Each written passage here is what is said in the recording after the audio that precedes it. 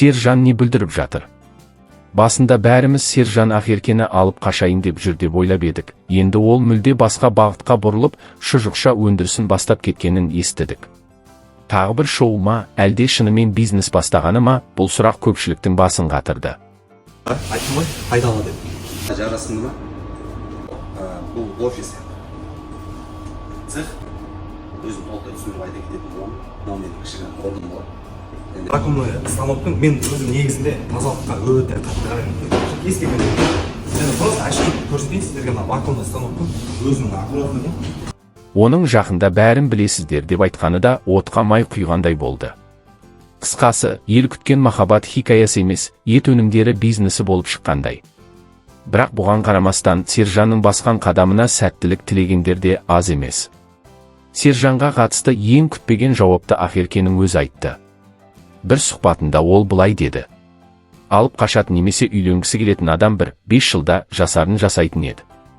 Мені алып қаша алмайды да, себебі менің мінезімді біледі Сержан. Бірінші адам жазыпты, неғып сыртқа шықпайсыз, ылғи үйден сторис саласыз, сыртқа шығуға қорқынышсыз ба, сіз алып қашады деген сияқты. Жоқ достар, жалпы мен ешкім алып қашпайды. И ол кісі де Сержанда историясында мен Ақеркені алып қашайын деп жатырмын деген әңгіме айтпаған ғой. Может быть, басқа бір қызды алып қашқысы келген шығар енді, бірақ ол менің мінезімді өте жақсы біледі. Мен алып қашу. Менің қалауымсыз орындалған кез келген нәрсеге өте қатты қарсы болып қалатын адаммын. Мен мінезім қатты екенін де білесіздер, мінезім. Бұл сөздер жай пікір емес, нақты шекара. Ақерке ешкімге бос үміт сыйламай, өзінің позициясын ашық білдірді.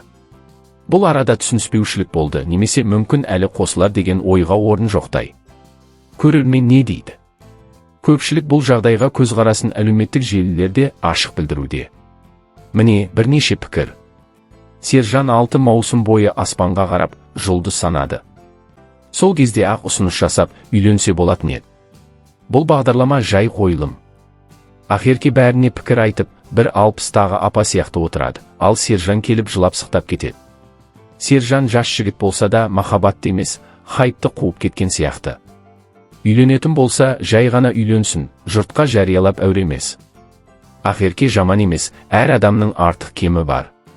Бәлкім, әлі де қосылар. Сержан тұрақсыз, Назым ұятсыз. Бұлар үшін үйлену мен айырылысу, сериалдағы эпизод сияқты оңай дүние. 40-қа келіп алып қашқаны несі? Жас болса жарасар еді. Ұят қайда? Сержанның жаңа кәсібі шұжықша өндіруі ел үшін тосын жаңалық болды. Ал Ақеркенің ашық мәлімдемесі алып қашу туралы алып қашпа әңгімелерге нүкте қойғандай. Олардың арасында бұрын болған сезім, шын ба, шоу ма, оны толық ешкім дөп басып айта алмайды.